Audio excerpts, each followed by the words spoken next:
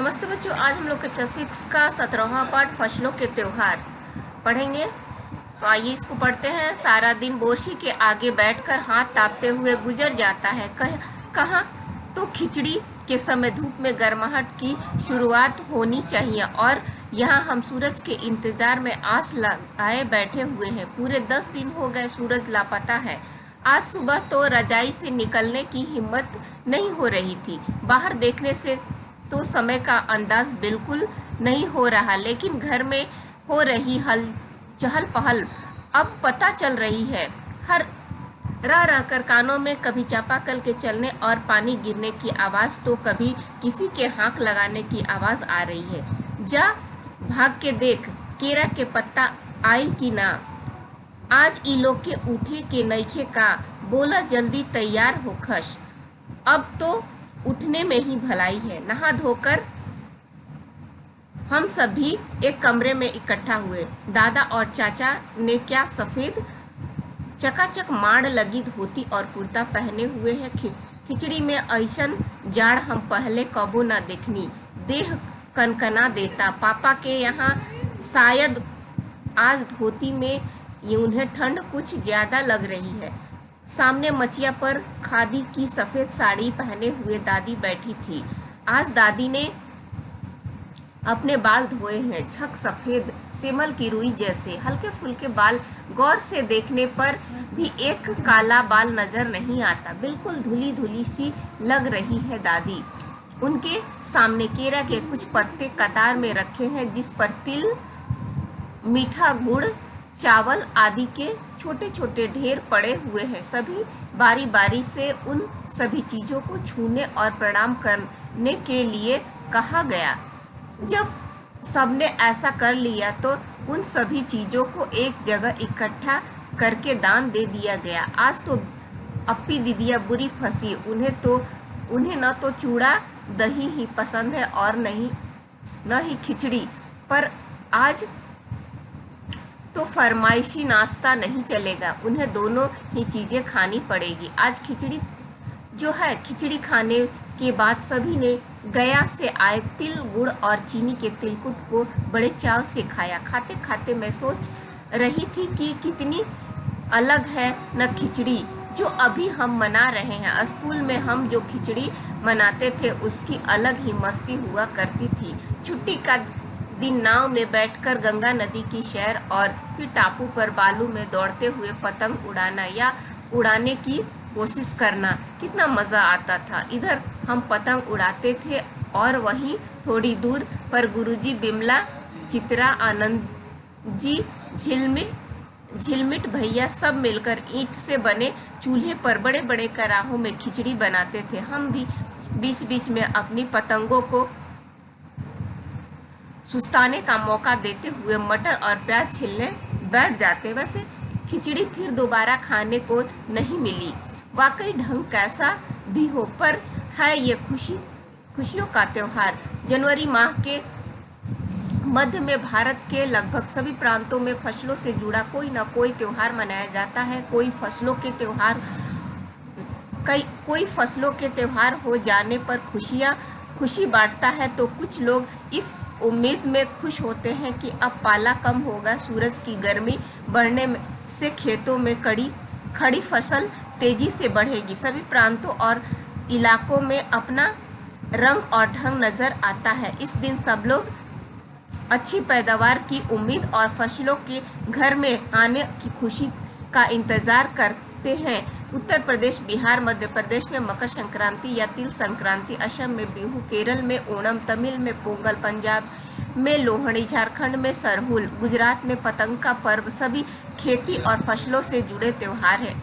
इन्हें जनवरी से मध्य अप्रैल तक अलग अलग समय मनाया जाता है। झारखंड में सरहुल बड़े जोशो खरोश के साथ मनाया जाता है। 4 दिनों तक इसका जश्न चलता है। अलग जनजातियाँ इसे अलग अलग समय में मनाती है। संथाल लोग फरवरी मार्च में, तो उरांव लोग इसे मार्च अप्रैल में मनाते हैं। आदिवासी आमतौर पर प्रकृति की पूजा करते हैं। सरहुल के दिन विशेष रूप से साल के पेड़ की पूजा की जाती है। यही समय है जब साल के पेड़ों में फूल आने लगते हैं और मौसम बहुत खुशनुमा हो जाता है। स्त्री पुरुष दोनों ही ढोल मजीरे लेकर रात भर नाचते गाते हैं। चारों ओर फैली हुई छोटी छोटी घाटियां, लंबे लंबे शाल के वृक्षों का जंगल और वहीं आसपास बसे छोटे छोटे गांव लिपे पुते करीने से बुहारे और सजाए गए। अपने घरों के सामने लोग एक पंक्ति में कमर में बाहें डालकर नृत्य करते हैं। अगले दिन वे नृत्य करते हुए घर घर जाते हैं और फूलों के पौधे लगाते हैं। घर घर से चंदा मांगने की प्रथा है, पर चंदे में मालूम है क्या मांगते हैं? मुर्गा, चावल और मिश्री। फिर चलता है खाने पीने और खेलों का दौर। तीसरे दिन जाकर पूजा होती है। उसके बाद लोग अपने कानों में सरई का फूल पहनते हैं। इसी दिन से बसंत ऋतु की शुरुआत मानी जाती है। धान की भी पूजा होती है। पूजा किए हुए आशीर्वादी धान अगली फसल में बोया जाता है। तमिलनाडु में मकर संक्रांति या फसलों से जुड़ा त्योहार पोंगल के रूप में मनाया जाता है। इस दिन खरीफ की फसलें चावल, अरहर, मसूर आदि कटकर घरों में पहुंचती है और लोग नए धान कूटकर चावल निकालते हैं। हर घर में मिट्टी का नया मटका लाया जाता है जिसमें नए चावल, दूध और गुड़ डालकर उसे पकाने के लिए धूप में रख देते हैं। हल्दी शुभ मानी जाती है, इसलिए साबुत हल्दी को मटके के मुंह के चारों ओर बांध देते हैं। यह मटका दिन में 10:30 से 12 बजे तक धूप में रखा जाता है। जैसे ही दूध में उफान आता है और दूध चावल मटके से बाहर गिरने लगता है तो पोंगल पोंगल पोंगल पोलन के स्वर सुनाई देते हैं। दूसरी ओर गुजरात में पतंगों के बिना तो मकर संक्रांति का जश्न अधूरा ही माना जाएगा। इस दिन आसमान की ओर यदि नजर उठाए तो शायद हर आकार और हर रंग रूप की पतंगे आसमान में लहराती हुई मिलेंगी। प्रत्येक गुजराती, चाहे वह किसी भी धर्म, जाति या आयु का हो, पतंग उड़ाता है।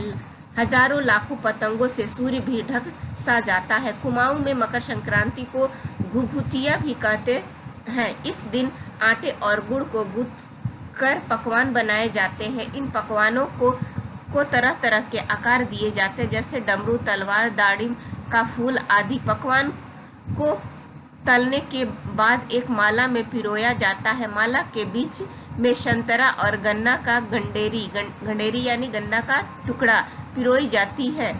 यह काम बच्चे बहुत रुचि और उत्साह के साथ करते हैं। सुबह बच्चों को माला दी जाती है और बहुत ठंड के कारण पक्षी पहाड़ों से चले जाते हैं। उन्हें बुलाने के लिए बच्चे इस माला से पकवान तोड़कर पक्षियों को खिलाते और गाते हैं।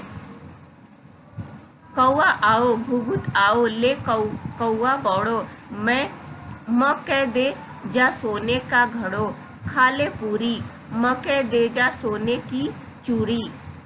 इसके साथ ही जिस चीज़ की कामना हो वह मांगते हैं। है ना कितने अलग अलग अंदाज मकर संक्रांति मनाने के। कहीं दूध, चावल, गुड़ की खीर बनती है तो कहीं 5 प्रकार के नए अनाज की खिचड़ी बनता है। कहीं कहीं लोग का सैलाब नदी में स्नान के लिए उमड़ पड़ता है। लोग ठंड से ठिठुरते रहेंगे, पर बर्फीले पानी में कम से कम एक डुबकी की तो जरूर लगाएंगे। हाल यह होता है कि इन जगहों पर तिल रखने की भी जगह नहीं होती। तिल से याद आया, मकर संक्रांति के दिन पानी में तिल डालकर स्नान करना, तिल दान करना, आग में तिल डालना, तिल के पकवान बनाना विशेष महत्व रखता है। तुम्हारे घर या इलाके में इस त्योहार को कैसे मनाया जाता है? इसे खिचड़ी, पोंगल, मकर संक्रांति या कुछ और कहा जाता है, या फसलों से जुड़ी कोई त्योहार मनाते हैं? यदि आप आपस में बात करें तो आपको यह जानकर हैरानी होगी कि कई बार एक ही इलाके में रहने वाले लोग भी इस त्योहार को अलग अलग ढंग से मनाते हैं। शब्दार्थ को देखते हैं। फरमाइश, जो मांग के अनुसार किया गया हो। करीना, अंदाज यानी शैली, पद्धति, कोशिश, यत्न, प्रयास। जश्न यानी समारोह और महोत्सव।